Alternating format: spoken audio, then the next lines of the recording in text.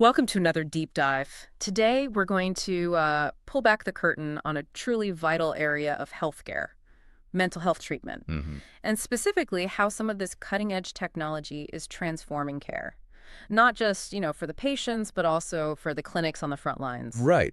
And our sources today are really focusing in on one specific approach called transcranial magnetic stimulation. You'll often hear it called TMS. TMS, yeah, I've definitely heard about that one.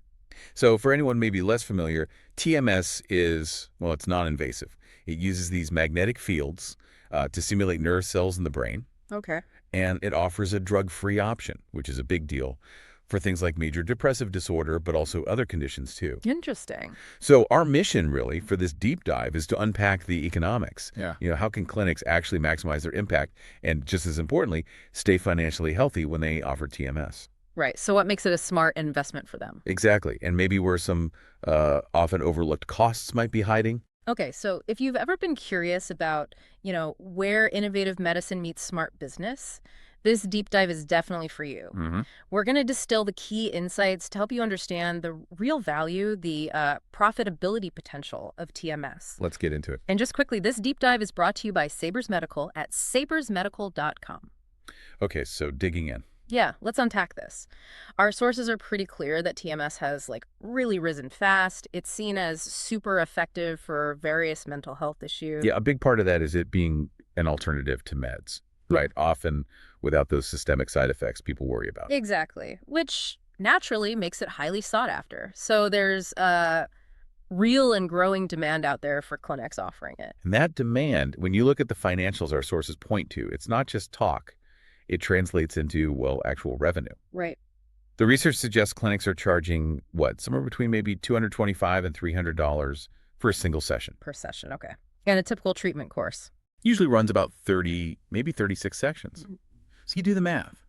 That represents pretty strong potential for profitability, a solid ROI, return on investment for the clinics. Yeah, that sounds on the surface like a fantastic opportunity. High demand, effective treatment, good revenue stream. But Yeah, there's always a but, isn't there? Here's where it gets tricky, and our sources really flag this. Not all TMS devices are, let's say, created equal when you look at that long-term profit picture. Mhm. There's this critical issue around hidden costs, especially with something called the pay-per-use model.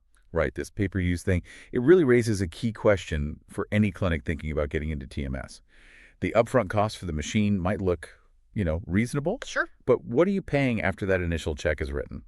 Some of these TMS systems, they operate on this model where the clinic pays a fee Every single time. every single treatment session they give. It might seem small at first glance, maybe manageable, but believe me, those fees stack up. They really do. The numbers we saw were, well, pretty eye-opening. Yeah. Our sources gave an example. Even if a clinic treats, say, just 3 patients a month, which sounds pretty conservative, Right, very modest. that's still over 600 sessions in a year. Yeah. And if the pay-per-use fee is, let's say, $65 per session, which doesn't sound outrageous on its own, Mm-hmm. that suddenly becomes an extra $39,000 a year. Wow. Yeah, $39,000 just gone. An ongoing expense that just eats directly into the clinic's profit, and that's on top of buying the machine in the first place. It's kind of like buying a fancy coffee machine for your office, Okay. but then finding out you have to pay the manufacturer $1 every single time someone makes a coffee, forever.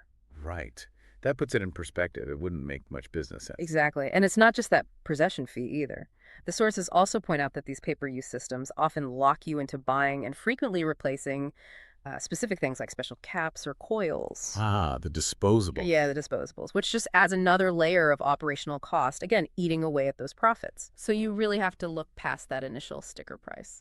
Absolutely. You need to dig into the total cost of ownership. What's this machine really going to cost over its entire working life? Okay, so given those kind of accumulating costs, what's the alternative? What kind of investment model would make more sense for a clinic's long-term health? Well, our sources do point towards a different approach. There are systems out there specifically designed to basically eliminate those hidden ongoing costs. Like which ones? The example highlighted was Blossom TMS. Their model is built without those pay-per-use fees, Ah, okay. which, straight away allows clinics to keep a much bigger chunk of the revenue they generate. That seems significant. It is. And the research also mentions these devices are built for the long haul. They apparently have industry-leading coil cooling tech. Coil cooling, why does that matter?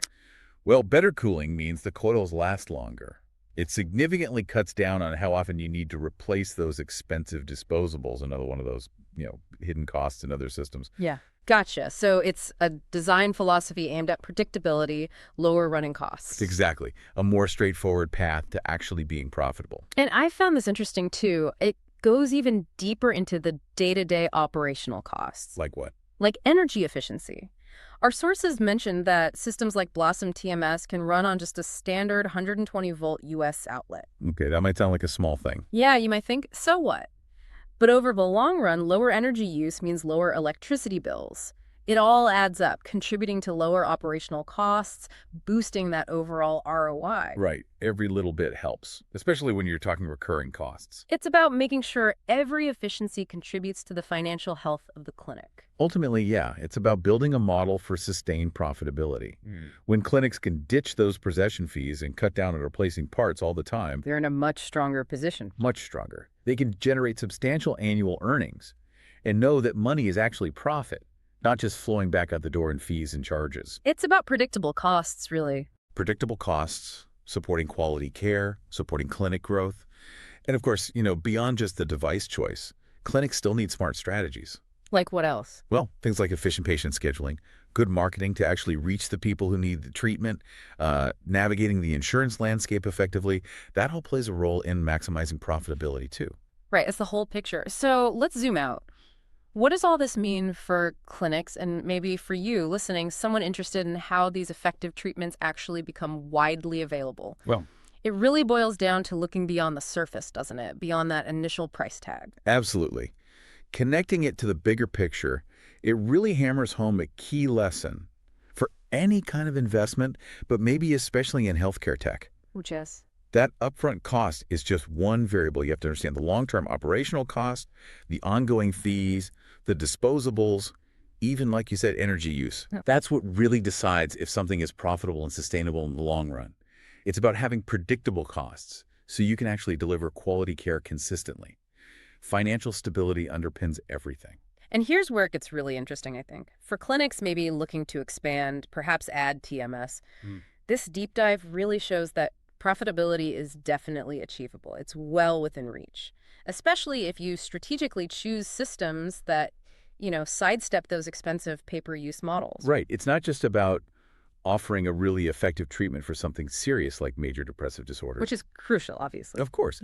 But it's also about doing it in a way that works for everyone involved. Right. By letting the clinic keep more of its revenue, that money can be reinvested. Better patient care, maybe expanding services. It benefits the whole system. Makes total sense. So maybe this leaves you with a question to think about. We live in this era of really rapid innovation, right? How many other areas, maybe in technology, maybe in business, might have similar kinds of hidden costs? Or these long-term operational factors that, once you really understand them, completely change how you see the value or the profitability of an investment. That's a great point. What other long-term things are truly shaping financial success in fields that you follow that maybe aren't obvious at first glance? Something to chew on.